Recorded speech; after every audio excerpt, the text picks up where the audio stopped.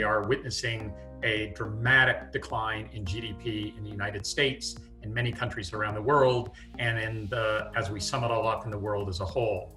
We're looking at something pretty incredible in terms of a downturn in economic activity this year, probably closer to 8 to 10%.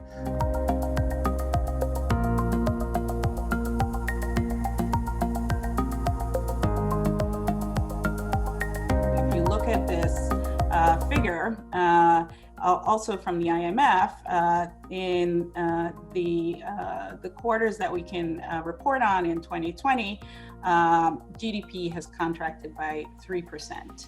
And that's in comparison to what happened in the Great Recession. GDP contracted by something of the order of 0.1%. So the contraction in GDP for the United States is much more significant than it was for the Great Recession. And so what we're looking at is a contraction that looks something closer to the Great Depression. What's sort of driving a lot of the contraction is the supply side. So not only has the demand side been disrupted, people are losing incomes, their buying power is down, but clearly the fact that we've had to do these social distancing measures has disrupted supply chains. So what I want to highlight is that the stimulus is getting money into folks' hands, but the stimulus can't help supply chains, and they can't help get goods moving again.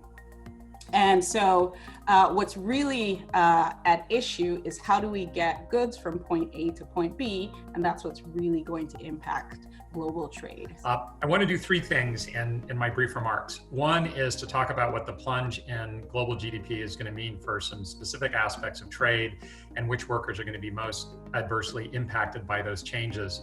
Second is to talk about the COVID-specific elements of that GDP contraction and how that will have some add-on effects to disrupting global economic activity. And then third, to close with what policymakers can do and what we want to see them doing in order to mitigate the impacts of this unprecedented crisis. What do we do when times get tight? We stop buying cars, we stop buying big screen TVs, we stop buying major appliances, and we stop buying homes. So that has a direct impact on the change in demand for manufacturing goods and for durable manufacturing goods in particular. And so for workers employed in those sectors, that means layoffs, and that means a slow return to work over time. Now, there's some particular aspects of this downturn in GDP coming from the crisis that are specific to COVID, that are different from what we've seen before. One is that COVID complicates the business of global trade. Also acutely related to COVID is a downturn in global tourism. And there are many small economies that are highly dependent on tourism for revenue. Comes to the COVID-specific aspects of disruption to global trade, we're going to have renewed calls for protectionism. So on the policymaking front, we're getting about half of it right. There's a lot more we can be doing, and hopefully as our minds will be turned to the task as we see the economic ramifications of this crisis start to play out in terms of their grave impacts in the coming months. And I think this notion of global interdependence and particularly concentrated supply chain dependence is going to take an enormous hit as a result of this.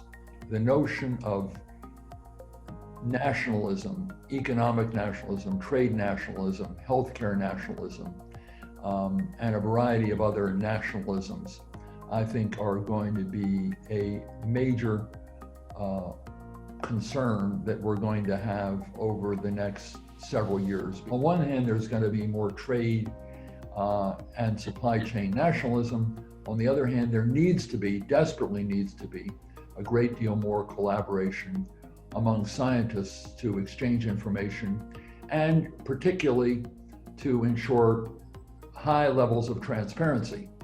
That has been, if you look at the way this crisis has been managed, the lack of transparency or the slowness of transparency has been one key aspect of the problem. So in order to have that, you need very good communication among the scientific community, leaders, but on the other hand, if you're having more nationalistic disputes over trade and over other geopolitical issues, it strikes me as a balance that's going to be extremely difficult to achieve. It is unlikely that you're going to have anything close to normalization prior to